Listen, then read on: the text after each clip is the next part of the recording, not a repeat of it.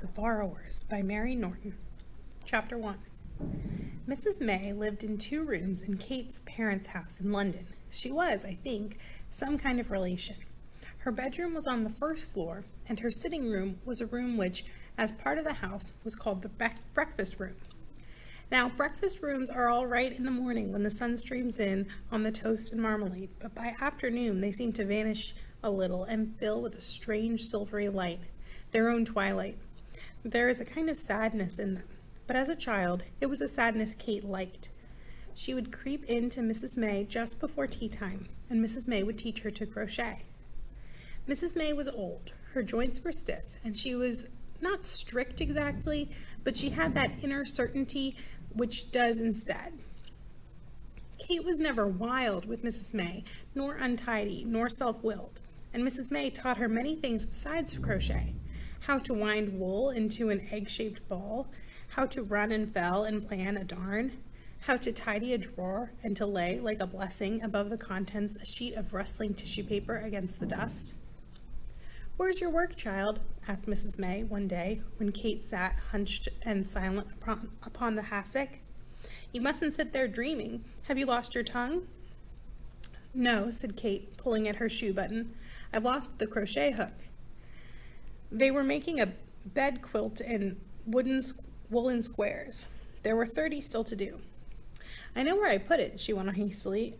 "I put it on the bottom shelf of the bookcase just beside my bed." "On the bottom shelf?" repeated Mrs. May, her own heedle flicking steadily in the firelight. "Near the floor?" "Yes," said Kate. "But I looked on the floor, under the rug, everywhere. The wool was still there, though, just where I'd left it." "Oh, dear," exclaimed Mrs. May lightly. "Don't say they're in this house, too." "That what are?" asked Kate. "The borrowers," said Mrs. May, and in the half-light she seemed to smile. Kate stared a little fearfully. "Are there such things?" she asked after a moment. "As what?" "As people, other people, living in a house who borrow things." Mrs. May laid down her work. "What do you think?" she asked. "I don't know," Kate said, pulling hard at her shoe button. "There can't be, and yet," she raised her head, "and yet sometimes I think there must be." "Why do you think there must be?" asked Mrs. May. "Because of all the things that disappear. Safety pins, for instance. Factories go on making safety pins, and every day people go on buying safety pins, and yet, somehow, there never is a safety pin just when you want one. Where are they all?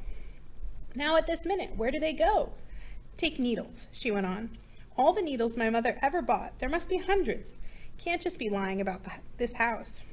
"Not lying about the house, no," agreed Mrs. May.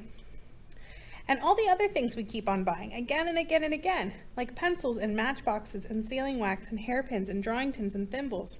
"And hat pins," put in Mrs. May, "and blotting paper." "Yes, blotting paper," agreed Kate, "but not hat pins." "That's where you're wrong," said Mrs. May, and she picked up her work again.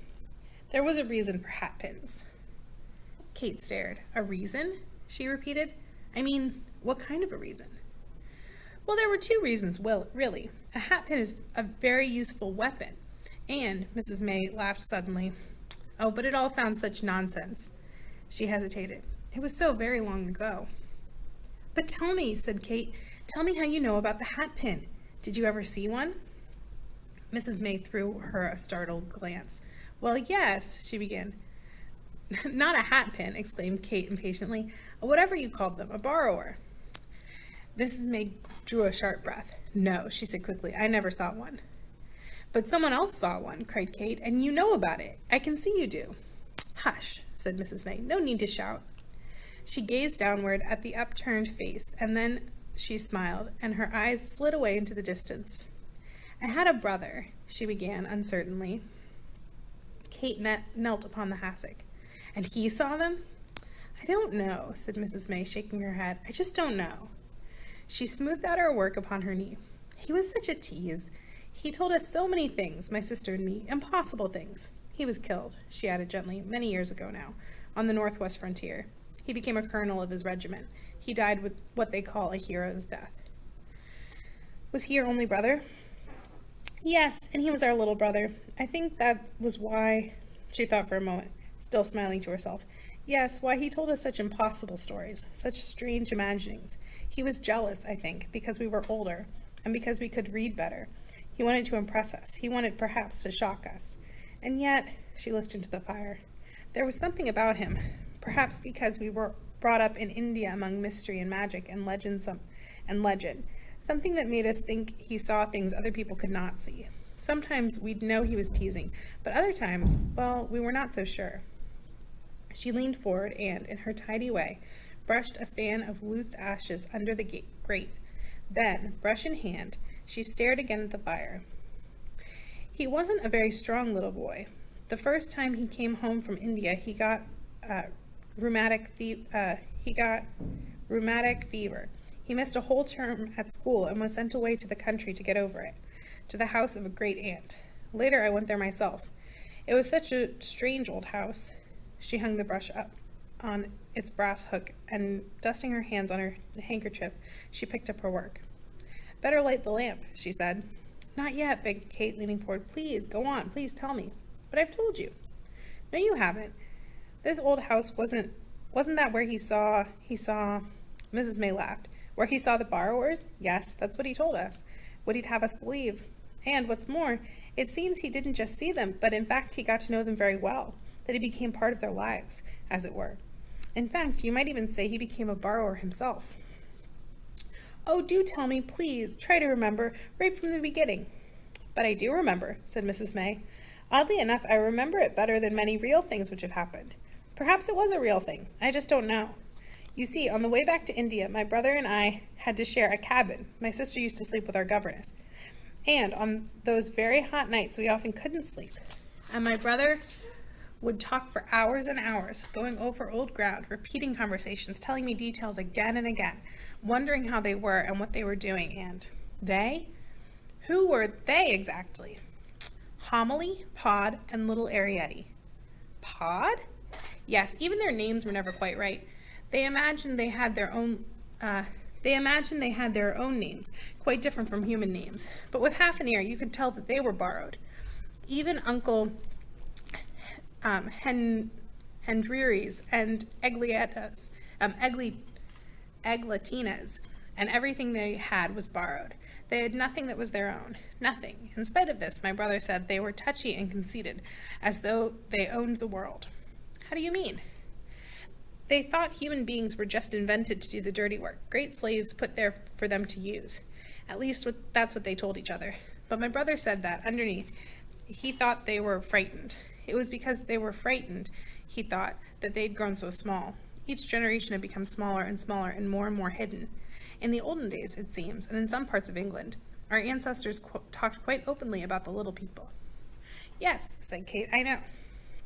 Nowadays, I suppose," Mrs. May went on slowly, "if they exist at all, you would only find them in houses which are old and quiet and deep in the country, where the human beings live to a routine. Routine is their safeguard.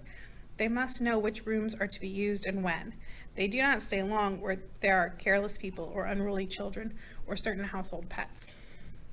This particular old house, of course, was ideal, although as far as some of them were concerned, a trifle cold and empty. Great Aunt Sophie was bedridden through a hunting accident some 20 years before. And as for other human beings, there was only Mrs. Driver, the cook, Cramfor, the gardener, and, at rare intervals, an odd housemaid or such. My brother, too, when he went there after rheumatic fever, had to spend long hours in bed, and for those first weeks, it seems the borrowers did not know of his existence. He slept in the old night nursery beyond the schoolroom. The schoolroom, at the time, was sheeted and shrouded and filled with odd trunks, a broken sewing machine, a desk, a dressmaker's dummy, a table, some chairs, and a disused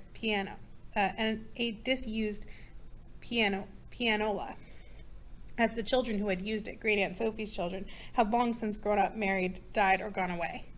The night nursery opened out to the schoolroom, and from his bed my brother could see the oil painting of the Battle of Waterloo, which hung above the schoolroom fireplace, and on the wall a corner cupboard with glass doors, in which was set out on hooks and shelves a doll's tea service, very delicate and old. At night, if the schoolroom door was open, he had a view down the lighted passage which led to the head of the stairs, and it would comfort him to see, at each evening at dusk, Mrs. Driver appear at the head of the stairs and cross the passage carrying a tray for Aunt Sophie with Bath Oliver biscuits and the tall cut glass decanter of fine old pale Madeira. On her way out, Mrs. Driver would pause and lower the gas jets in the passage to a dim blue flame, and then he would watch her as she stumped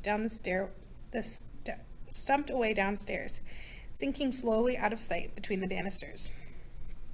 Under this passage, in the hall below, there was a clock, and through the night he would hear it strike the hours. It was a grandfather clock, and very old.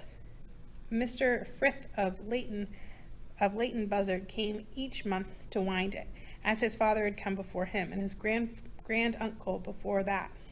For 80 years, they said, and to Mr. Frith's certain knowledge, it had not stopped, and, as far as anyone could tell, for as many years before that.